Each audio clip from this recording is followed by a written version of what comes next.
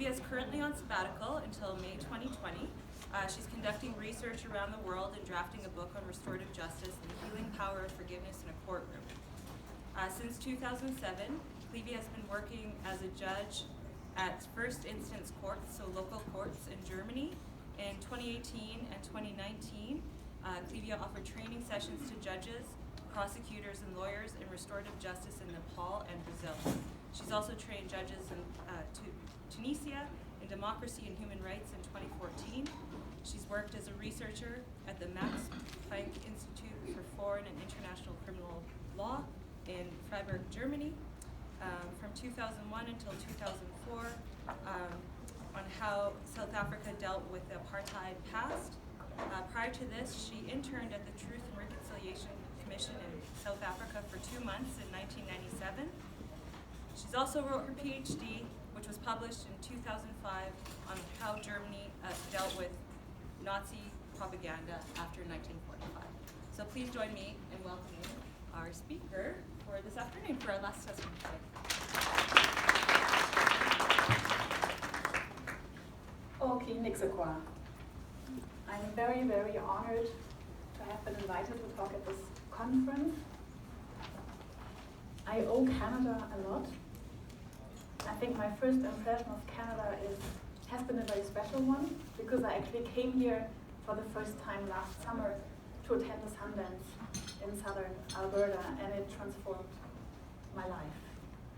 So it's a very special occasion for me to be able to talk and present my new ideas on how we could introduce restorative justice principles in a courtroom.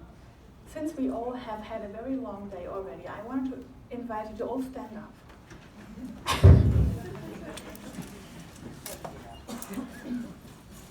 And I want to invite you to just shake it all off. Everything you've already heard.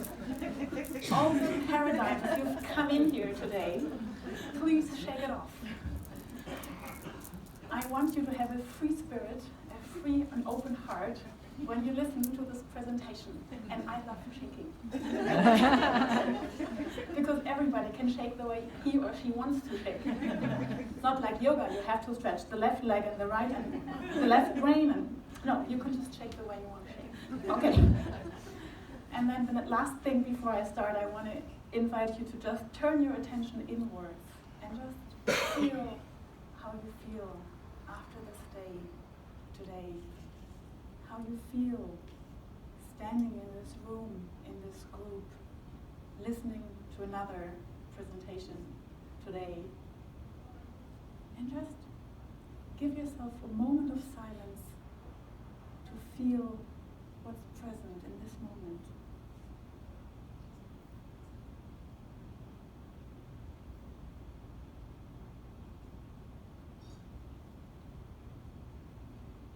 Thank you. I invite you now to take your seat.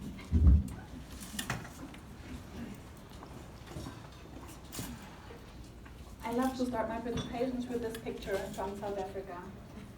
The most important training I got started when I interned at the Truth Commission and continued when I started doing my research starting in Canada, exploring how restorative justice principles can become alive. So everything you heard, forget it. All these trainings were not useless, but these trainings were so much more important because it opened my heart to a new perception of justice. And I would say South Africa has managed to bring human wrongs into human rights. I think I've had the longest journey except for my New Zealand colleague. I just want to give you an impression of where I come from. This is when my provincial court, you say in Canada, I learned.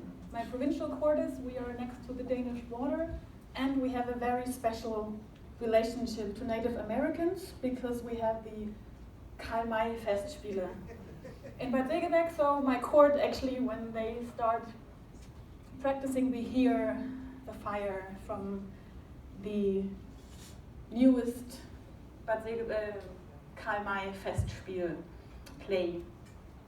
Winnetou is our big hero from Bad Segeberg.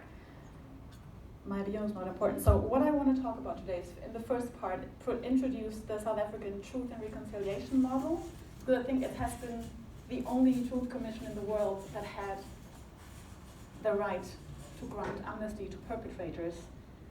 In the second part, which I will keep very short, how restorative justice gets applied in German youth courts. I'm a German juvenile court judge in Germany, and I have to say we are way behind Canada, way behind New Zealand.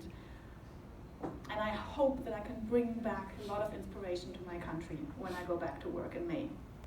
Part 3, I have found what I've been looking for the first time in the Rangatahi courts in New Zealand, the special form of youth courts for young Maori youth. So I want to introduce and show a little video on these special courts. And in the last part, I want to sum it up and discuss the importance of promoting forgiveness even in a courtroom. You might think that forgiveness in courtroom but maybe from today on, now that we shook off all our old ideas and paradigms, we might find that it's not so contradictory anymore. This is the logo of the Truth Commission. I love this logo. Truth, the road to reconciliation. My favorite poster that hang around everywhere when the Truth Commission held hearings, especially human rights violation hearings, is this one. The truth hurts, but silence kills. I had one court session in Germany where somebody got killed, where I used this poster that I kept in my courtroom and showed and pointed out how important it is to talk about what happened, to be able to heal from traumas. Very briefly, the Truth Commission in South Africa was the result of a political compromise. After the Boers have gained power in 1948 and have deepened, enforced the apartheid, what is called has been called the apartheid rule, the apartheid regime between 1948 and 1990, but the apartheid existed way before. They just deepened the injustice against black people and colored people.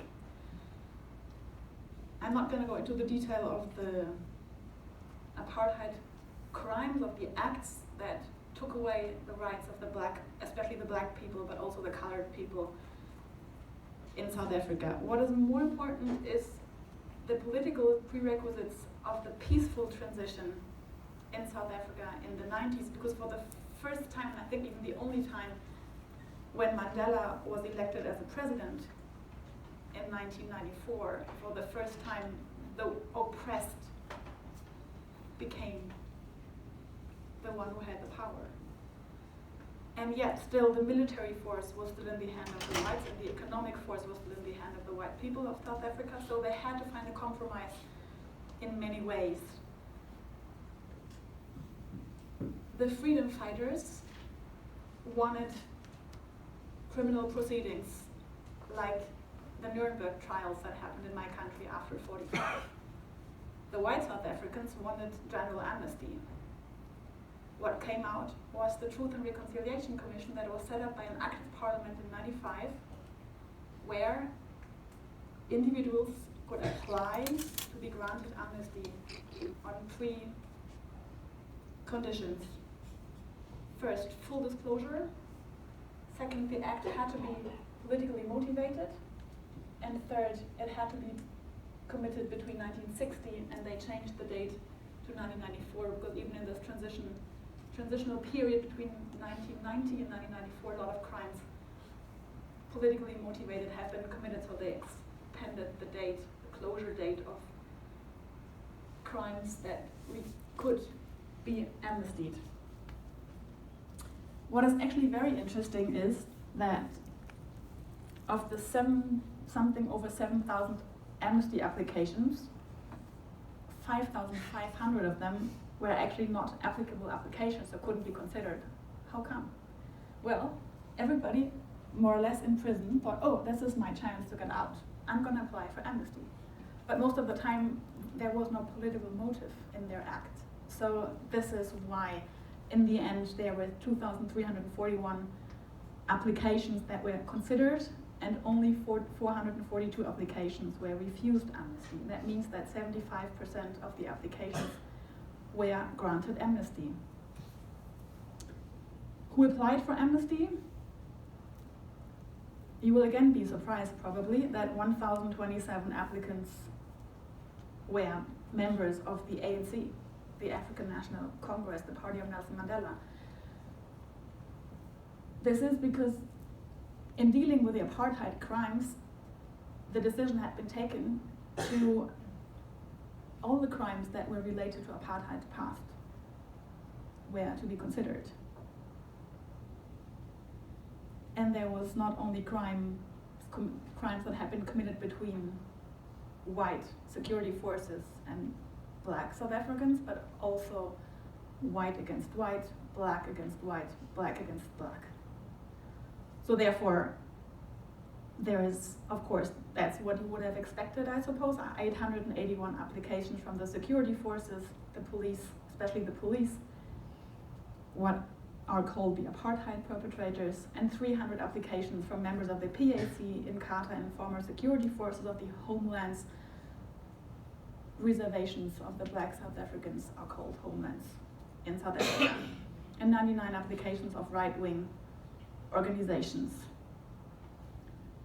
What I found very interesting as a judge is that they had started criminal proceedings against apartheid offenders, criminals, before the setup of the Truth Commission, which was very, very important for the Truth Commission because they already had evidence and sentences. So there was people were afraid if they had committed crimes and they would not apply for amnesty, and they had 2 years, I think, between 96 and 98 to apply for amnesty, that they might get charged and sentenced to prison sentence afterwards.